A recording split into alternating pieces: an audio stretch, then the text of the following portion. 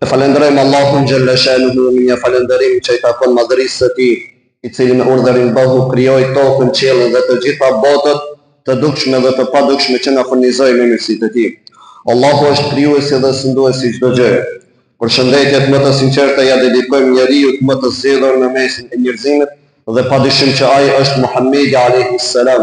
Paqja dhe mëshira e Allahut qoftë mbi të, mbi familjen e tij të pastë, shokët e tij të zgjedhur dhe mbi të gjithë ata të cilët e pasuan dhe do ta pasojnë rrugën e Allahut dhe të dërguarit të tij deri në ditën e gjykimit. Të dashur vëllezër, xhamat i vlerësuar, tema të cilën sot do ta shtjellojmë është çfarë pas Kurban Bayramit. Të nderuar vëllezër, Kurban Bayrami po kalon, po mbarojnë vizitat, po mbarojnë sofrat, po mbarojnë urimet. Por pyetja është çfarë mbeti?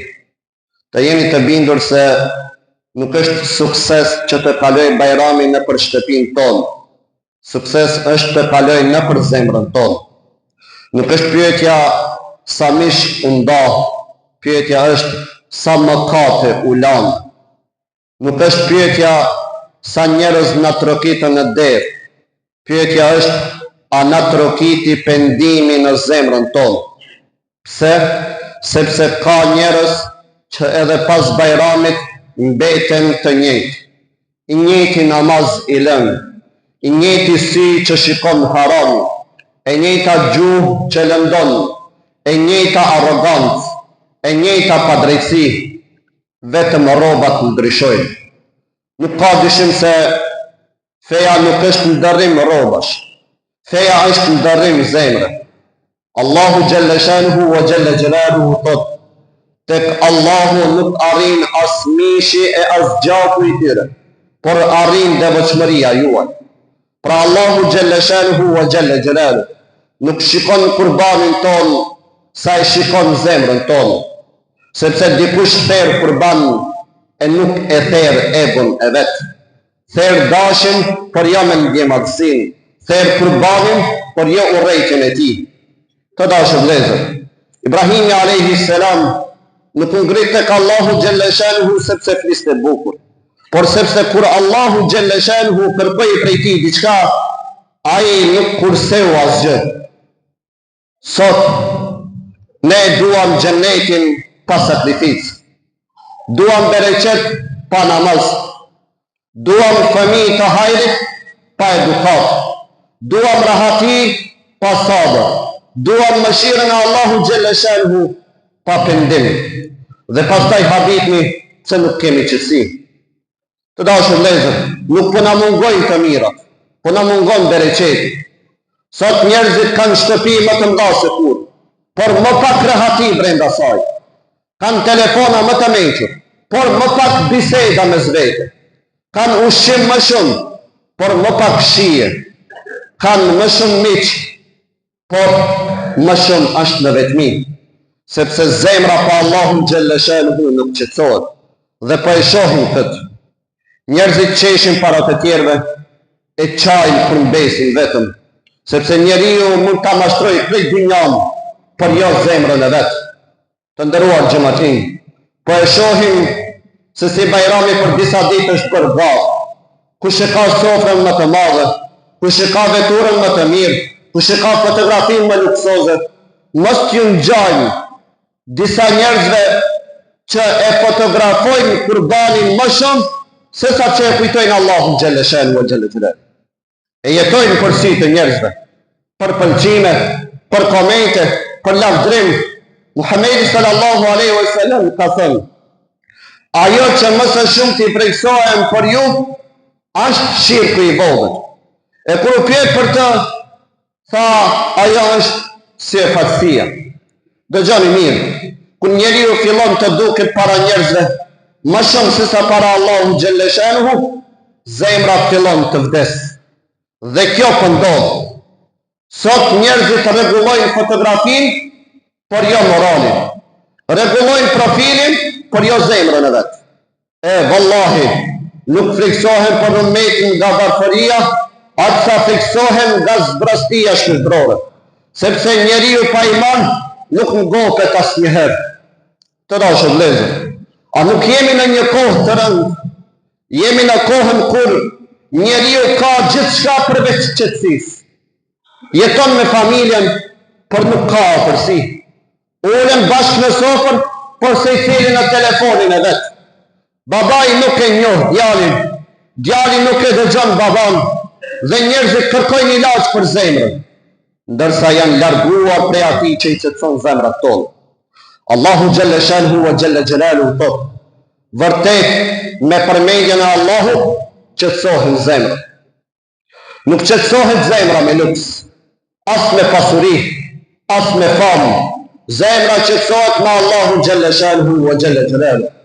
Prandaj po shohim njerëz me pasuri, por pa lumturi, sepse kur largohet nga Allahu xhalla shanuhu wa xhalla xhelaluhu, largohet edhe bereqeti.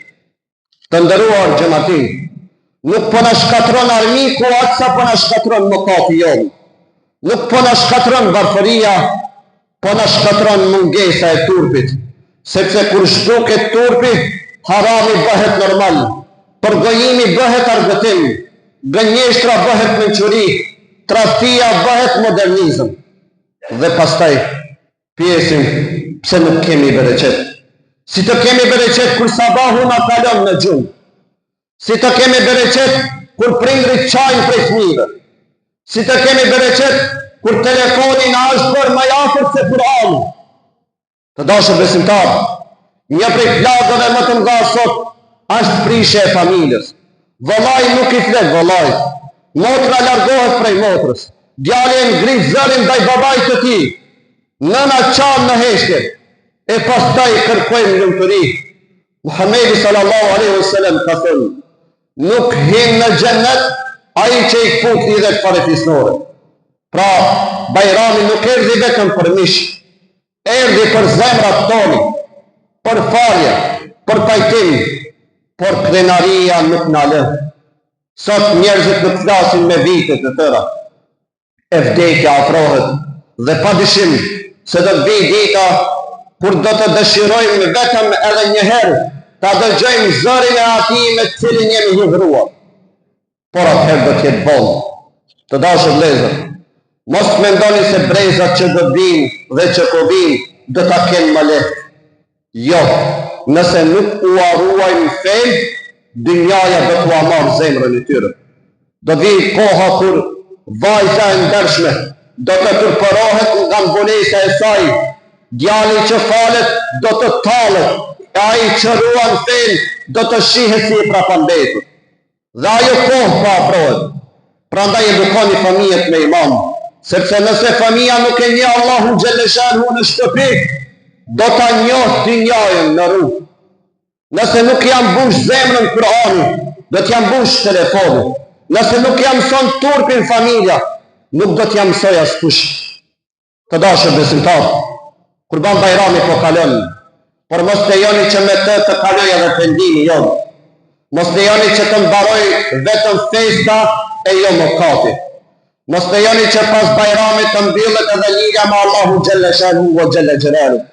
Sepse besimtari nuk është rob i Ramazanit, as rob i Bajramit. Besimtari është rob i Allahut xhelle shanuhu wa xhelle xhelaluhu deri në frimën e fundit. Hasan el-Basri rahimahullah ka thënë: Allahu nuk e ka bërë fund për veprën e besimtarit deri në vdekje. Prandaj pyet e veten sot, çfarë do të ndryshoj pas këtij Bajrami? A do ta ruaj namazin tim? A do ta lë një mëkat? A do t'i pajtoj zemrat? A do të bëhem më afër Allahu xhelle shanuhu wa xhelle xhelaluhu? Ju them me bindje nuk e din. Ndoshta ky ishte Bajrami i fundit.